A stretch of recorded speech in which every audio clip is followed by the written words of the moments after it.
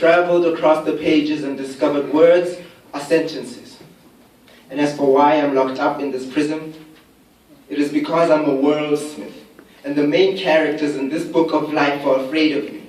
Because of my creativity, they burned me to this reality, burdened my memories with night vision. Now everything enlightening is blinding to me.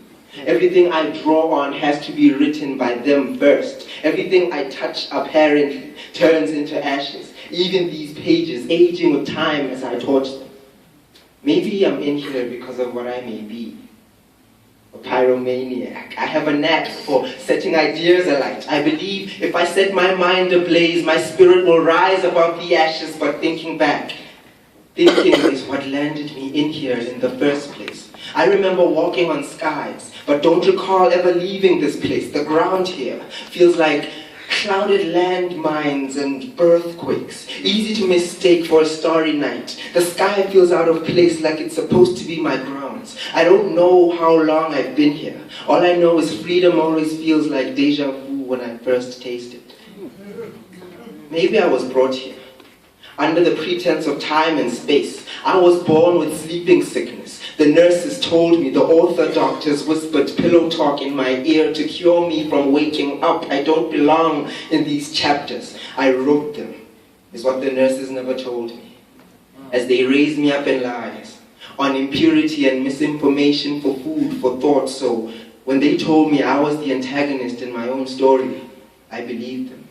I believed them when they told me they wrote me and rewrote my history. I watched them, riddle my senses with common censorship and fiddle with my insanity, gave them my eternity to abuse as leverage while they gave history the ability to time travel.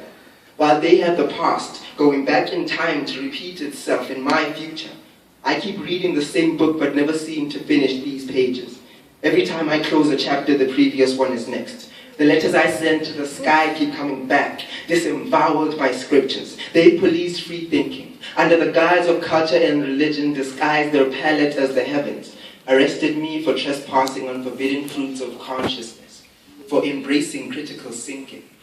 They knew if I connected the ink blots, dotted the black holes back to the cracked desert time, leaking through the A-forced atmosphere, I would remember how to erase my spirit from the dead.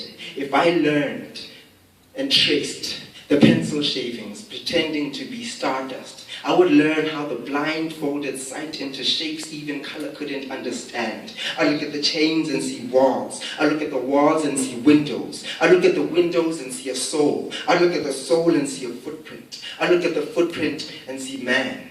I look at man and see God. But underneath the scars, all I see are teeth-shaped marks they left from when they made me a makeshift pen and bit by bit, and binged and chewed on me to curb their chaos addictions, as they thought of more lies they could write about my origins instead of revolutions. All I see are endless cycles instead of timelines. All I see are broken rulers. They broke the rules and they arrested the minds outside their jurisdiction. Now I speak the jurisdiction, and I discover truth, that the book is inside my head, and the writings on the wall in my mind don't conform to timelines. They made a mistake. They gave me ink and a pen and thought I'd write inside the pages. They never expected me to write outside the book, never thought I would erase the lifelines and draw new rules along reality's cracks. Never thought I'd travel across the pages and discover their words are sentences. And as for why I'm locked up in this prison, it is because I'm a worldsmith. And the main characters in this book of life are terrified of me, as they should be.